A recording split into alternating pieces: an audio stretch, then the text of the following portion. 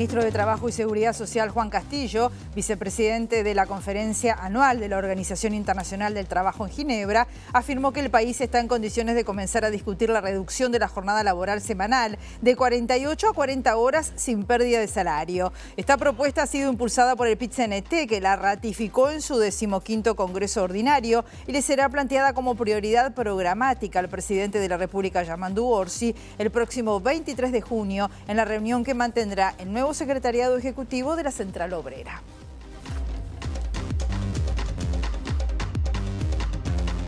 ¿Qué tal? ¿Cómo están? Bienvenidas, bienvenidos a MBD Noticias. Comenzamos con la información con 16 grados a esta hora aquí en la capital, en un cielo que está nuboso, cubierto con precipitaciones probables, tormentas también están anunciando. Rachas de viento se espera según Inumet, con una máxima anunciada de 19 grados.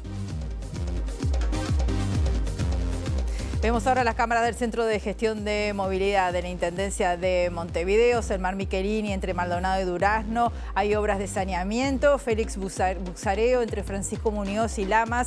También en esa esquina habrá podas y en Rincón entre Misiones y 33 hay obras de saneamiento. También cuidado en esas zonas de la capital. Vemos los títulos que se destacan a esta hora.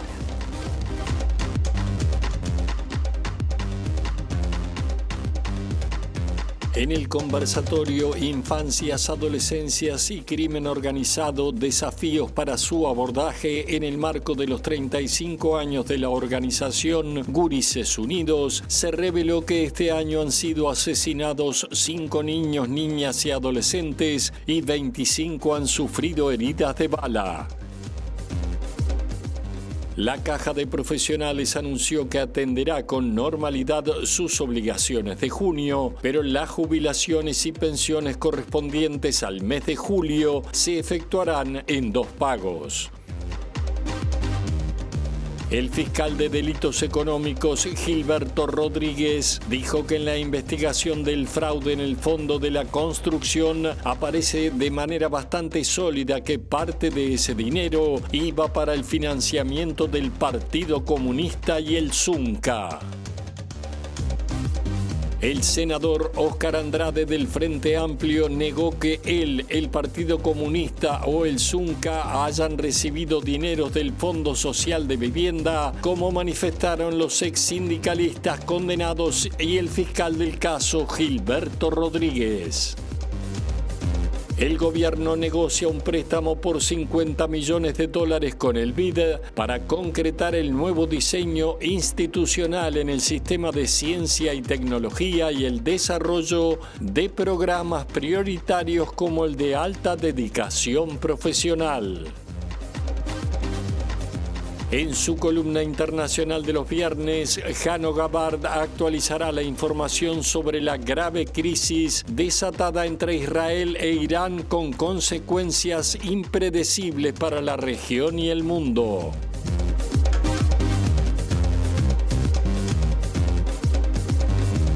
El ministro de Trabajo y Seguridad Social, Juan Castillo, propuso en Ginebra un diálogo tripartito para acordar la revisión de la normativa de 48 horas semanales de la jornada laboral. En su calidad de vicepresidente de la Conferencia 113 de la OIT y después de repasar los crecientes niveles de desigualdad, la problemática de la guerra, la mayor cantidad de conflictos desde la Segunda Guerra Mundial y el cambio climático, Castillo remarcó que en más de 100 años de avances en producción se debe una discusión sobre las mejoras de las condiciones laborales. El informe de la OIT, Actualización de las Perspectivas Sociales y del Empleo en el Mundo, publicado en estos días, destaca tendencias preocupantes en la distribución de los ingresos. La proporción del Producto Bruto Interno Mundial que va a los trabajadores cayó en el 2024. Según las estimaciones de la OIT, por esa caída, las y los trabajadores percibieron el último año $1 billón menos. Entendemos que una de las vías para mejorar la calidad del empleo es la reducción del tiempo de trabajo. Por ello, estimamos que se está en condiciones de revisar las normativas que mantienen las 48 horas semanales como límite temporal del trabajo, que pueden considerarse excesivo en muchos contextos en razón de la actual evolución tecnológica y en la organización del trabajo. En más de 100 años, el mundo ha avanzado mucho, menos en lo que refiere a la regulación del tiempo de trabajo.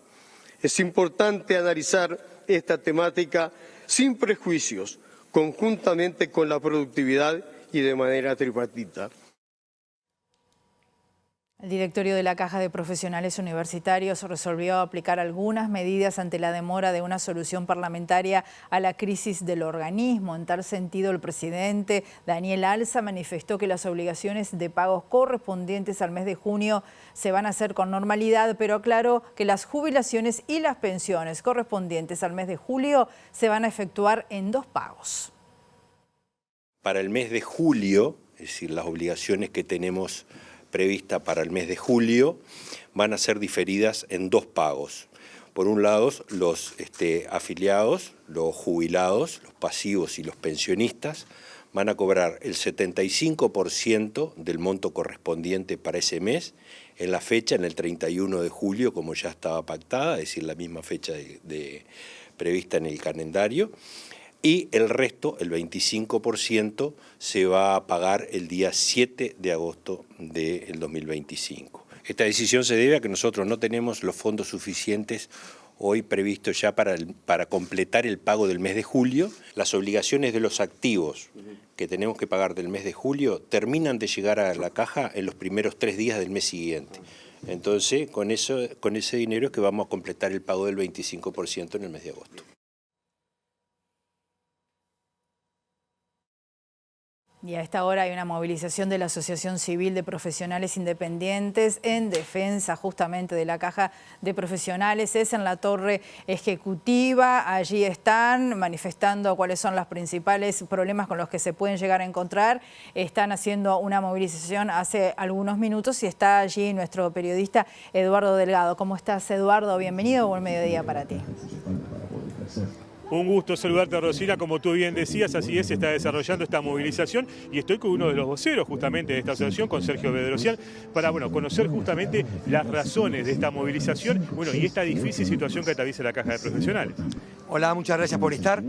El motivo central de esta movilización está dirigido a la honda preocupación que tenemos los afiliados por una crisis no resuelta, la de la Caja, que ahora entra en una fase, en unos días en los cuales seguramente las negociaciones van a intentar, como ya hay algunas señales claras, perforar, atravesar lo que se ha avanzado en cuanto al trabajo hecho por la Comisión de Seguridad Social de Diputados, la que logró el consenso de algunos puntos, no todos, pero algunos puntos favorables a la defensa de los derechos de los afiliados. Y me refiero especialmente a lo que fue la afectación que propone el anteproyecto, este vergonzoso anteproyecto llevado adelante por el Frente Amplio, hacia los activos y hacia los pasivos. Por supuesto que nosotros incluimos en nuestros reclamos, en estos días, especialmente porque no está dentro del documento consensuado por diputados, el adelantamiento de la convergencia para los cincuentones, ese sector que hoy tenemos aquí representado en esta movilización, donde se viola flagrantemente el derecho, una asimetría escandalosa que se establece entre trabajadores del BPS y los de la Caja Profesional, en aquella aprobación que decía que a partir de 1973, de los nacidos en ese año, se iba a hacer, aquella convergencia se iba a instrumentar. Aquí ahora este anteproyecto propone para los trabajadores de la Caja el 1967 como año de referencia para los nacidos allí, para adelantar la convergencia. Entonces, nosotros hoy el mensaje que quisimos dar aquí claramente fue hacia el afiliado una actualización informativa acerca de la realidad de lo que se está negociando. Y tuvimos que denunciar que la dirección y el sentido de la negociación apunta a que aquellos articuladores de más importancia, de mayor peso político dentro de los partidos de la oposición puedan doblegar, puedan hacer revertir esas dignas posiciones que en el Partido Nacional Pablo Abdala y Pedro Gisdonian, en el Partido Colorado Adrián Yuri, Conrado Rodríguez, en el Partido Independiente Gerardo Sotelo, han tenido en defensa de lo que nosotros hoy estamos poniendo sobre la mesa como respeto a los derechos de los afiliados. ¿Cómo toman este anuncio de la directiva de la Caja, bueno, de este pago en 2 veces, bueno, algo que obviamente no había ocurrido hasta el momento? Este directorio de la Caja hace gala a través de esas manifestaciones que no nos sorprenden a los afiliados, sobre todo a profesionales independientes quienes hemos pedido la renuncia de este directorio ya por sobradas razones, no nos sorprende. Esto es parte de un aparato que tiende a sembrar pánico entre los ciudadanos, en este caso los afiliados a la Caja, los jubilados, cuando existe felizmente por un trabajo muy valorable de algunos uruguayos que en su momento apoyaron la iniciativa de que existiera un artículo 67 en la Constitución que no solamente nos ampara a nosotros, sino a todos los ciudadanos. Pero esas son las miserables políticas de miedo que ya no penetran en los grupos organizados. Sergio Bedrosian, muchas gracias por estos minutos, muy amable. A ustedes por estar. Rosina, como decíamos, movilización de la Asociación de Profesionales Independientes en defensa de la Caja Profesional, aquí en la Torre Ejecutiva. Comenzaron a las 12:30 y está previsto que estén hasta las 14 horas en este lugar. Muchas gracias, Eduardo. La justicia condenó en proceso abreviado a 3 ex integrantes del Zunca como coautores de los delitos de apropiación indebida, estafa, asociación para delinquir y también asistencia, cometidos mediante un desvío de dinero del Fondo Social de Vivienda de Obreros de la Construcción. El fiscal Gilberto Rodríguez pidió la condena contra Santiago Bernaola, Bruno Bertolio y Víctor Rivero, quienes ya habían sido expulsados del Sindicato de la Construcción. Se dispusieron penas de 2 años y 1 mes de penitenciaría para 2 de ellos y 2 años y 3 meses para 1 de ellos. El Zunca y la Cámara de la Construcción, que coadministran el Fondo Social, presentaron una denuncia penal en enero tras detectar 193 transferencias no autorizadas a personas particulares por un monto que se supo hoy asciende a $1.200.000. El Fondo Social de Vivienda de Obreros de la Construcción es uno de los 4 fondos existentes en el rubro y su administración depende de una comisión honoraria integrada por representantes sindicales y empresariales del ramo. En la investigación aparece de manera bastante sólida que parte de ese dinero iba para el financiamiento del Partido Comunista y el Zunca. Esto lo aseguró el fiscal de Delitos Económicos y Complejos, Gilberto Rodríguez, tras la condena a los integrantes del Sindicato de la Construcción. Rodríguez también declaró que no descarta citar en calidad de imputados a Óscar Andrade y a Daniel Liberio, senador y diputado del Frente Amplio, porque fueron vinculados a la causa. En principio aparece de manera bastante sólida, consolidada, de que parte de ese dinero, no sabemos bien qué porcentaje, iba para el financiamiento del Partido Comunista y del Zunca. ¿Cómo era la maniobra? Y bueno, como les relaté recién, es bastante compleja, pero consistía en movilizar dinero a través de otras personas, que por supuesto no les puedo dar detalles, pero son parte de lo que la Fiscalía va a seguir investigando, y luego en la obtención de determinadas partidas que tenían un fin determinado, que muchas de ellas se obtenían a través de la solicitud de prestaciones de dinero de gente que no existían, por ejemplo. En algunas declaraciones por lo menos se difundió que ellos habían mencionado a Daniel Liberio y a Óscar Andrade. ¿Esto fue así?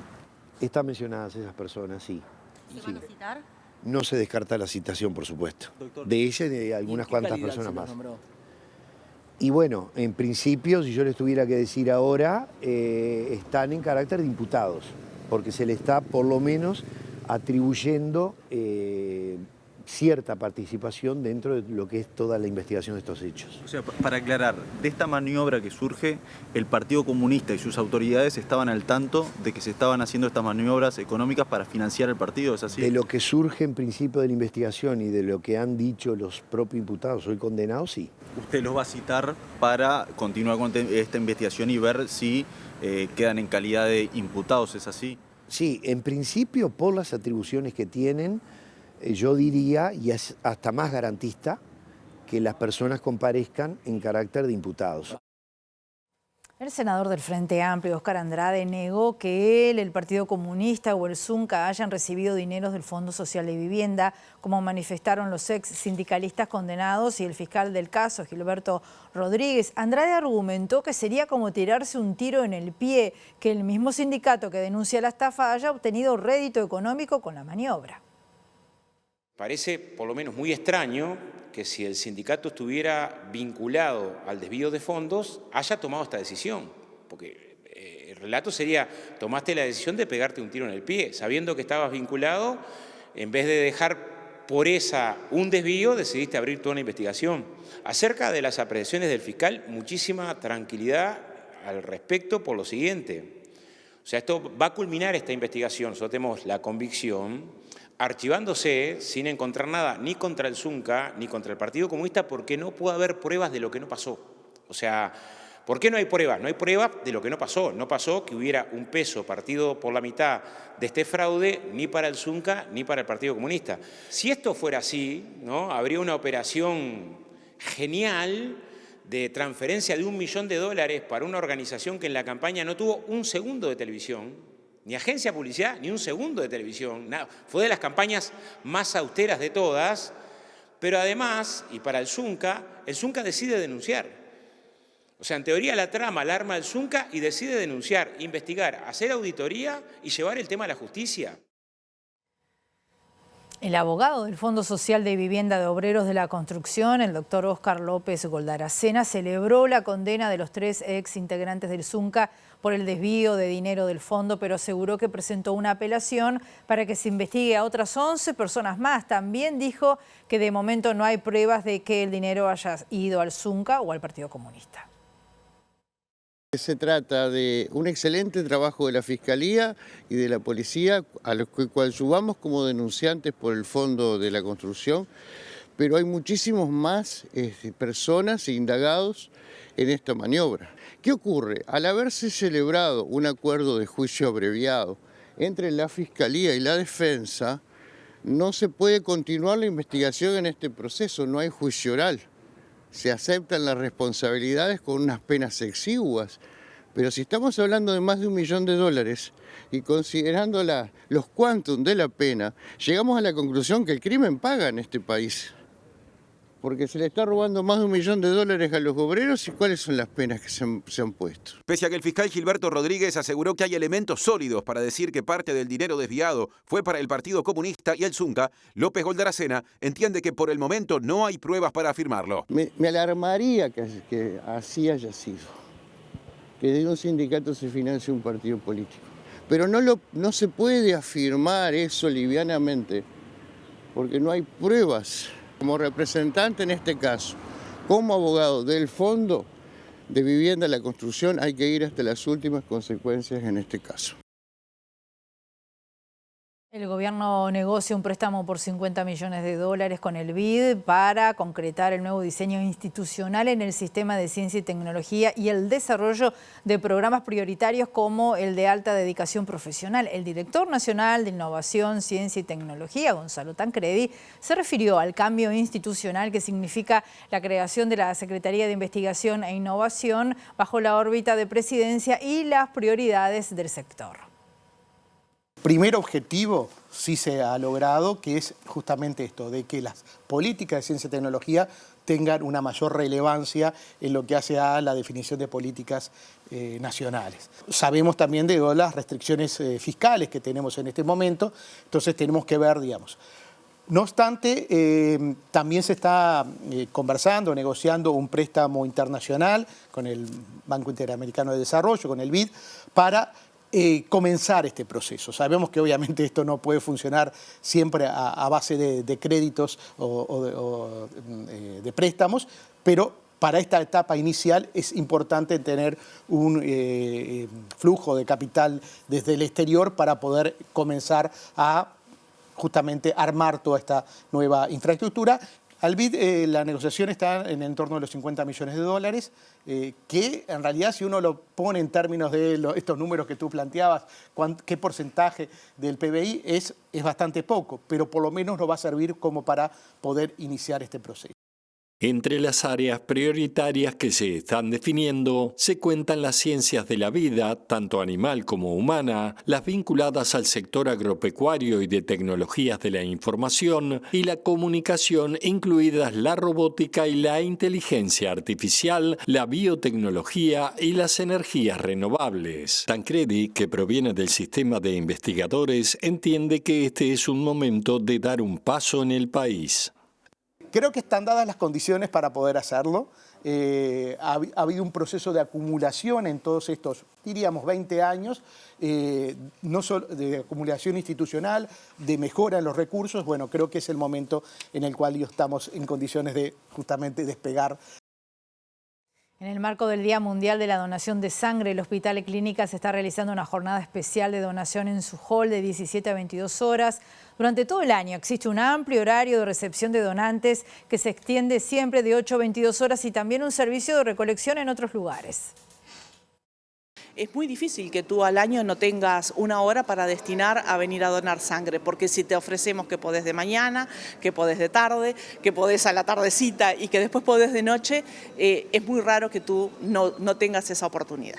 Donantes no nos faltan. Lo que pasa muchas veces es que hay una situación de distribución de esta sangre en los diferentes bancos de sangre y también la distribución en lo que tiene que ver con el correr del año y con las estaciones del año, por ejemplo, ¿no? Y te pongo algo bien claro, ¿qué es lo que estás pasando ahora? Estamos todos resfriados, engripados. Bueno, ahí tenemos nosotros muchas veces en los bancos de sangre una baja en nuestro stock que tienen que ver por cuestiones ambientales o del año. Vamos a sacarlo de algo que tenga que ver con alguna situación de salud, vámonos al verano. Llega diciembre y ¿qué hacemos todos? Nos vamos de vacaciones, nos vamos en diciembre, no nos vamos en enero y nos vamos en febrero. Y bueno, eso también a los bancos de sangre nos resiente. Por eso tenemos justamente este sistema de donación voluntaria en la cual nosotros a nuestros propios donantes y a todos aquellos que se arriman los volvemos a citar o los volvemos a convocar con día, con fecha, con hora, en el momento en que tú podés durante el año para mantener un stock permanente. Los hombres pueden donar hasta 4 veces al año y las mujeres 3. El Hospital de Clínicas apunta a que los donantes lo hagan una vez al año, pero que lo hagan todos los años por un periodo largo. En Uruguay hay un sistema de intercambio entre los bancos de sangre, dependiendo del stock de cada uno de ellos. Bloque de MB de Noticias. Continuamos con información con 16 grados a esta hora aquí en Montevideo. La coordinadora de la plataforma Infancia y Adolescencias, Paula Baliato, denunció que este año han sido asesinados 5 niños, niñas y adolescentes y 25 sufrieron heridas de bala. Durante el conversatorio Infancias, Adolescencias y Crimen Organizado, desafíos para su abordaje y en el marco además de los 35 años de la organización Gurises Unidos, Baliato afirmó que es necesaria la regulación del uso de armas y reiteró que se necesita una política de shock para esta franja de la población. Necesitamos que haya regulación de todo el tema de las armas de fuego y de las balas también, que circulan. Hay que meterle mano a ese mercado ilegal por un lado y necesitamos respuestas. Ayer creo que fue, una niña de 7 años baleada en Santa Catalina. Bueno, no sé qué pasó con esa niña, si hoy fue, ¿no? Si hoy hubo presencia del Estado. Lo que nosotros hacemos desde Plataforma es algo muy artesanal, a partir de lo que ustedes, de lo que la prensa publica, ¿no? Y en base a eso ya llevamos este año, han habido 5 muertos y creo que son cerca de 25 los niños y adolescentes heridos de bala.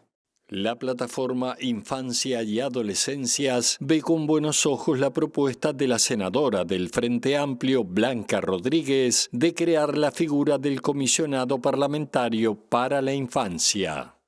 Para nosotros es muy positivo, recibimos ayer el proyecto, o sea que el proyecto en detalle no lo hemos estudiado, pero sí desde sociedad civil es algo que veníamos planteando, la necesidad de una defensoría de niños y adolescentes, es decir, que la sociedad tenga un ámbito que sea independiente de alguna manera del gobierno, ¿no? Este comisionado o estas figuras dependen del Parlamento, que es un ámbito más amplio, digamos, que el Poder Ejecutivo, y que la sociedad tenga ese espacio con independencia, con rigurosidad técnica, tiene que tener recursos, porque si no tiene recursos es un saludo a la bandera, donde se puede hacer un seguimiento de la situación de los derechos de las infancias y las adolescencias, ¿no? Donde la ciudadanía pueda ir a denunciar, a presentar inquietudes, y bueno, y que también sea un mecanismo para que el Parlamento, también como ámbito máximo de la democracia, pueda también bueno, eso, hacer un seguimiento de la situación de las infancias y adolescencias. Este tema de infancias y adolescencias ha sido motivo de análisis durante toda la mañana allí en el Palacio Legislativo, donde está nuestra periodista Abril Mederos. ¿Cómo estás, Abril? Bienvenida, buen mediodía también para ti. Muchas gracias, Rosina. Así es, durante toda la mañana donde se llevó adelante este conversatorio sobre infancias y adolescencias y su vínculo, su relación con el crimen organizado. Todo esto a razón del aniversario número 35 de la organización de la sociedad civil Gurises Unidos, que trabaja desde hace varias décadas con distintas situaciones en torno a las niñeces y a las adolescencias. Y para conmemorar este evento estamos con Gonzalo Salles, quien es director ejecutivo de Gurises Unidos. Gracias por estos minutos. ¿Por qué la necesidad de tratar el tema crimen organizado en el marco de este aniversario de ustedes? La necesidad porque Gurises Unidos tiene un espíritu de, más allá de atender y trabajar directamente con niños, tiene un espíritu de aporte a la política pública. Nosotros el tema del crimen organizado, la ciudadanía en general lo ve, es un fenómeno que está tomando fuerza a lo largo y ancho del país, no solo es una realidad en Montevideo, y esto atraviesa a las infancias y adolescencias, sobre todo a aquellas más vulnerables, ¿no? Aquellas que están en situación de pobreza, aquellas que están en asentamientos, donde básicamente estas bandas de crimen organizado reclutan, ¿no? Sobre todo adolescentes, tanto varones como mujeres, en una lógica de fomentar su negocio ilegal e informal. La realidad que nosotros hemos visto es que estas situaciones ubican en situación de vulnerabilidades específicas a estos adolescentes, y nos parecía importante en este gobierno que está arrancando, que está armando sus planificaciones estratégicas a 5 años, que los decisores de política pública, como estaba hoy la presidenta de INAO, el presidente de INISA, el presidente de la ANEP, la vicepresidenta y el ministro de Desarrollo Social, pudieran incorporar esta dimensión a la hora de poder generar programas y propuestas que puedan dar respuesta a esto, ¿no? Porque lo que nosotros hoy estamos viendo es que, por un lado, el nivel de violencia que ha aumentado. Tenemos todas las semanas a un niño o baleado o a veces muerto, producto de las peleas entre bandas. Por otro lado, vemos el reclutamiento, sobre todo en adolescentes varones, por parte de esta banda en lo que tiene que ver con el narcotráfico. Y estamos viendo como muchas adolescentes mujeres en un principio se vuelven, ¿no? Novias de los narcotraficantes para después rápidamente terminar en situaciones de explotación sexual comercial. Esa es la realidad que están viviendo muchos de estos adolescentes, y bueno, se vuelve necesario generar propuestas que puedan revertir esta situación. Y básicamente, y acá lo quiero decir como muy claramente, tenemos que construir, y se vuelve necesario construir propuestas, programas que compitan con esto, ¿no? Porque básicamente tanto para estos adolescentes varones como para estas adolescentes mujeres, muchas veces el trabajar o formar parte de esta banda de narcotráfico genera ingresos y por otro lado genera identidad, ¿no? Genera esta historia de quién soy. Entonces lo que estamos viendo, y hoy uno de los expertos lo planteaba, es cómo hoy hay una lógica de competencia entre las propuestas que desde el Estado se brindan, ¿no? Como por ejemplo el liceo o la UTU, que ahí tenemos un déficit, porque en realidad solo el 30% de los adolescentes finaliza el ciclo, ¿no?, liceal, ciclo secundario, y tenemos propuestas, ¿no?, del crimen organizado que se vuelven mucho más seductoras para algunos adolescentes, porque le permite esto que te decía, generar ingresos de manera rápida, no fácil, rápida, y construir una identidad, ¿no?, ser alguien. En esta búsqueda de fortalecer la institucionalidad, ¿cómo se observa la propuesta de crear un comisionado parlamentario de seguimiento a la infancia y adolescencia? A nosotros desde Ulises Unidos nos parece una propuesta que es sumamente interesante, que puede sumar. Ahora lo que nosotros hoy estamos planteando es que se vuelve necesario, y esto entra en juego acá, el Parlamento, el Ministerio de Economía, se vuelve necesario la inversión en la infancia. Los más pobres en Uruguay, ya desde el año 89, la pobreza en Uruguay tiene cara de niño, niña y adolescente. Entonces se vuelve necesario generar propuestas que puedan revertir esa situación, y esas propuestas necesitan inversión. Este comisionado me parece que puede ayudar a articular y las distintas instituciones, las distintas políticas, pero no alcanza solo con un comisionado. Muchísimas gracias. No, gracias a ti. Bueno, y quien también se refería a esta problemática era el ministro de Desarrollo Social, Gonzalo Sibila, que hacía referencia a la importancia de sistematizar las transferencias para fortalecer y evitar problemáticas vinculadas a lo que es la criminalidad y el crimen organizado, como lo es también la pobreza. El principal motor para poder generar alternativas y una vida justa, digna para nuestros gurises y gurisas, que se salga de la lógica de la violencia, es trabajar juntos, comunidad y Estado, ¿no? Y ese es un esfuerzo que lo vamos a hacer, ya lo estamos haciendo, estamos coordinando con organizaciones en distintos lugares del territorio, en barrios donde muchas veces las violencias en el territorio son muy fuertes. Es muy importante que pongamos en el centro, en ese trabajo conjunto, la dignidad de cada gurí, de cada gurisa, la vida como una posibilidad también de construir entre todos, entre todas, y que no quede, digamos, restringida a veces los horizontes de la violencia, del delito, del crimen que están planteados también en nuestros barrios, en nuestra sociedad. Nosotros creemos que es muy importante que las transferencias funcionen como un sistema. Esto es algo que está planteado en el programa de gobierno que nos mandata en este periodo. Eso implica coordinar esfuerzos entre todas las instituciones, ajustar parámetros también en función de una visión global, una visión común, que ponga en el centro a las personas y particularmente a los niños, a las niñas, a los jóvenes. Es un trabajo que todavía tiene un tiempo de proceso, pero en el que estamos ya caminando. Según la OIT, en el mundo hay 138 millones de niños que trabajan. En Uruguay, los últimos estudios procesados del año 2010 registraban entre 60.000 y 90.000 niñas, niños y adolescentes en el ámbito laboral. El inspector general de Trabajo y de Seguridad Social, Luis Puig, sostuvo que abordar estrategias que permitan avanzar en superar el trabajo infantil implica comprender sus causas y también sus consecuencias. Las estrategias son múltiples, pero sin duda sin abordar la problemática de fondo que tiene que ver con niveles salariales muy bajos en sectores de la población, al mismo tiempo la informalidad. Tengamos en cuenta que se analizaba que el año pasado estábamos en el entorno de 29% de pobreza infantil.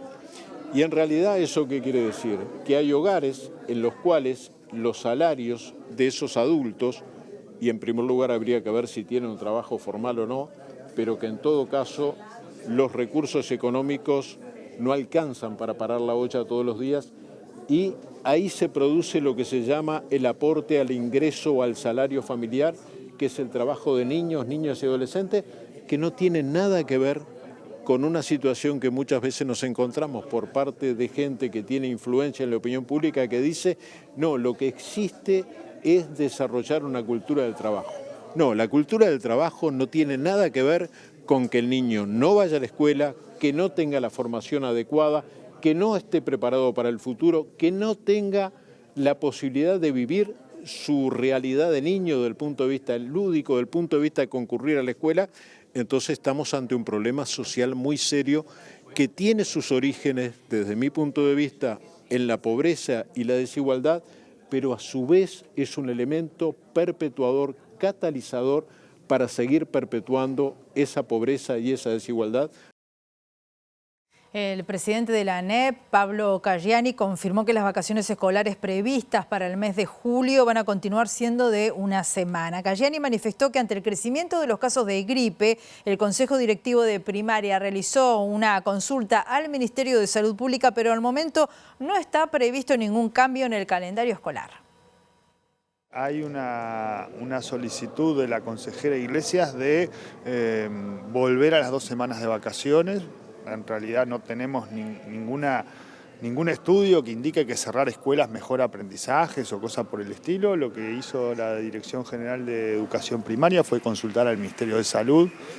Recordemos que Uruguay ya ha pasado por instancias donde cambia las vacaciones por situaciones vinculadas a la salud pública. Hasta ahora no hemos tenido respuesta a esa consulta.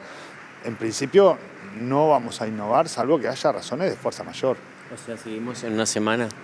Es así porque además todo el mundo tiene que planificar su vida de esa manera.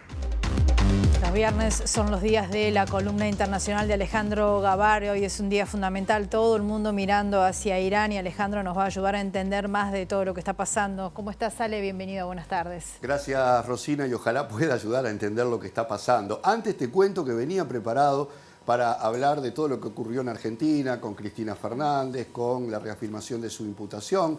También está la situación en los Estados Unidos, puntualmente vinculada con las protestas que se dan por las políticas migratorias de Trump, la situación en Bolivia, que es muy compleja también. Bueno, finalmente todo eso quedó de lado hoy a partir de este ataque de Israel a Irán, que era previsible, aunque no estaba claro cuándo podía ser. Esto no pasa de un día para el otro. Sabemos que Irán mantiene una guerra larvada con Israel desde hace mucho tiempo, si no directa, más allá de algunos ataques puntuales que han existido.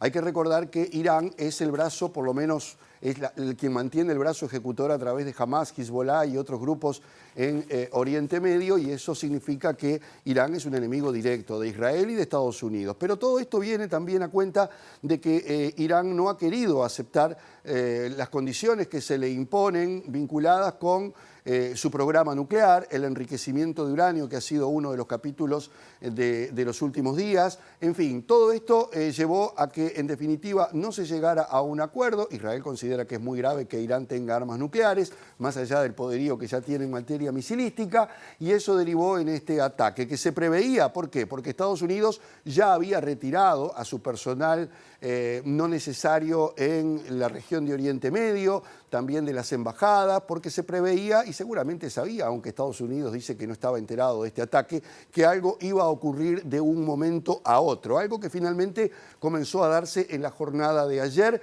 con un ataque de más de 200 aviones israelíes a distintos enclaves fundamentales del programa nuclear iraní. Allí han muerto por lo menos 20 altos mandos militares y más de 5 científicos fundamentales en el programa de desarrollo de armas de Irán, pero sobre todo de el enriquecimiento de uranio y el desarrollo de armas nucleares. Me voy a detener solamente en dos de los jefes máximos que han sido abatidos, porque en realidad han sido muchos. Estamos hablando de Mohammad Bagheri, jefe del Estado Mayor del ejército iraní, y de Hossein Salami, comandante de la Guardia Revolucionaria de Irán, que es un grupo de élite que es el más poderoso de Irán y el que tiene las mayores capacidades. Claro está que esta guerra no se libra solamente con tropas, sino que tiene que ver con lo que estamos acostumbrados a ver. Un ataque de drones,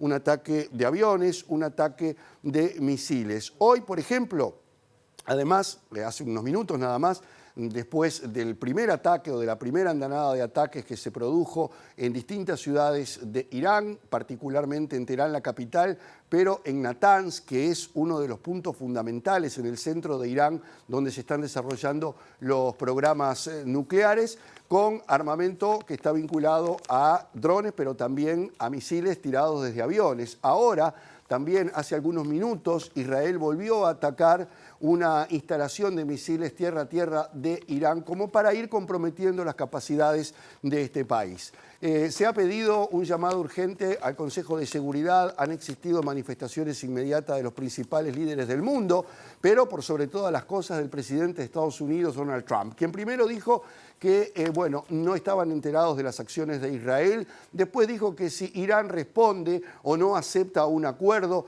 se tiene que preparar para que su país sea poco menos que pulverizado. Dijo, ya están todos muertos, en referencia a las principales figuras del ejército iraní y de las Fuerzas Armadas. Todo esto en un contexto realmente muy, pero muy difícil. Israel ha decretado el estado de emergencia en su país, ha cerrado todas sus embajadas, hay una situación de expectativa para ver de qué manera y de qué forma va a responder Irán, quien ya ha izado la bandera roja de la venganza. Esto tiene que ver con una costumbre chiita vinculada justamente en forma simbólica a una bandera que simboliza, valga la redundancia, la sangre de los mártires. Esto quiere decir que Irán está en guerra con Israel por ahora, porque también puede participar directamente, como ya lo está haciendo Estados Unidos, sino en forma directa, en forma velada a través de sus servicios de inteligencia, porque Estados Unidos es un aliado de Israel. Realmente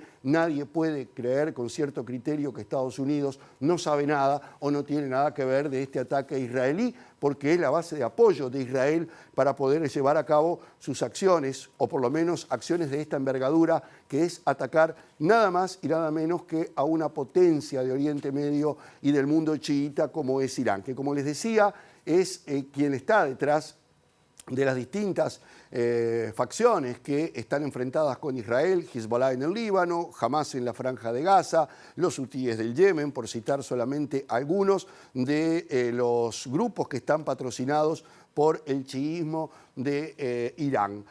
Hay que aguardar simplemente, en las próximas horas van a ser fundamentales. Lo cierto es que esta escalada es distinta a las otras porque ya involucra directamente a el programa nuclear iraní. Se ha atacado a todos los lugares donde se estaban desarrollando e implementando el enriquecimiento de uranio y el programa nuclear. Por eso también es que hay científicos muertos. Todavía no hay a ciencia cierta un balance de muertos también civiles que se han producido, sobre todo en los ataques a las ciudades, como en el caso de Teherán, la capital, porque todo se está dando sobre la marcha, en pleno desarrollo. Mientras estamos contando esto, están ocurriendo cosas y van a ocurrir seguramente a lo largo de las próximas horas en Oriente Medio.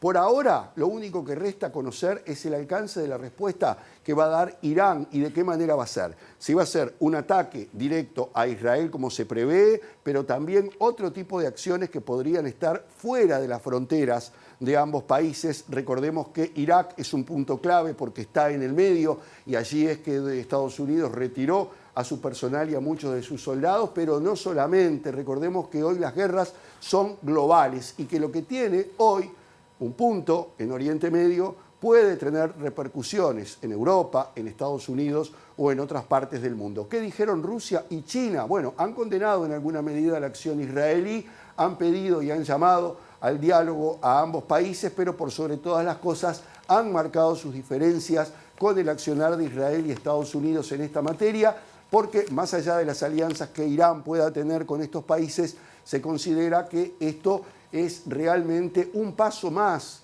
o como se dice ahora muy popularmente, traspasar una barrera roja que a ciencia cierta y para ser honestos no sabemos dónde puede terminar. Sí que todo esto estaba calculado, sí que todo esto se viene preparando, como las propias autoridades israelíes lo reconocieron desde hace más de un año. Este ataque ya se venía pergeñando, siempre y cuando no surgiera un acuerdo que evidentemente no surgió en materia del programa nuclear iraní, y a donde se suman también ahora las cuestiones de tipo político, como lo hemos visto a través de la situación que se vive en Oriente Medio. Seguramente en el correr de la jornada estaremos profundizando y desarrollando a partir de la edición central de MBD Noticias todo lo que acontezca con este y otros temas que, como te decía Rosina, están allí dando vueltas y son temas muy importantes, lo que pasa en Argentina, en Bolivia, en Estados Unidos y por supuesto lo que va a derivar después de esta acción de Israel de esta madrugada y que se ha prolongado a lo largo de esta jornada. Muy bien, Alejandro, muchas gracias. Seguimos atentos, como tú bien decías, y en la edición central vamos a seguir desarrollando y en las redes también a lo largo de toda la tarde. Nos vamos, volvemos a las 18:55 en la edición central, o el domingo a las 19 horas o el lunes a las 8 de la mañana. Que pasen bien.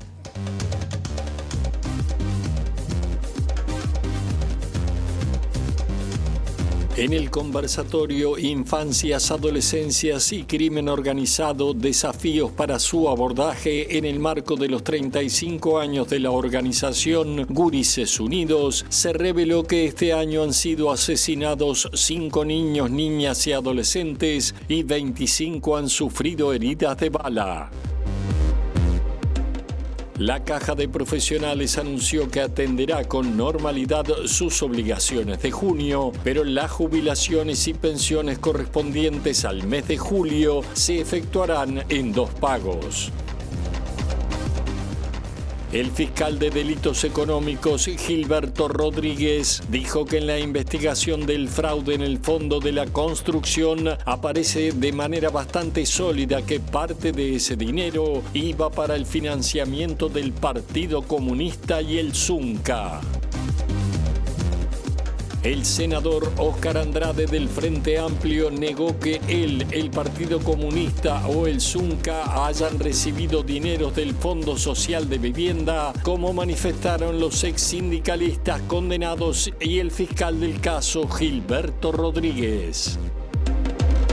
El gobierno negocia un préstamo por $50 millones con el BID para concretar el nuevo diseño institucional en el sistema de ciencia y tecnología y el desarrollo de programas prioritarios como el de alta dedicación profesional. En su columna internacional de los viernes, Jano Gabard actualizará la información sobre la grave crisis desatada entre Israel e Irán con consecuencias impredecibles para la región y el mundo. El ministro de Trabajo y Seguridad Social, Juan Castillo, vicepresidente de la conferencia anual de la Organización Internacional del Trabajo en Ginebra, afirmó que el mundo está en condiciones de comenzar a discutir la reducción de la jornada laboral semanal de 48 a 40 horas sin pérdida de salario.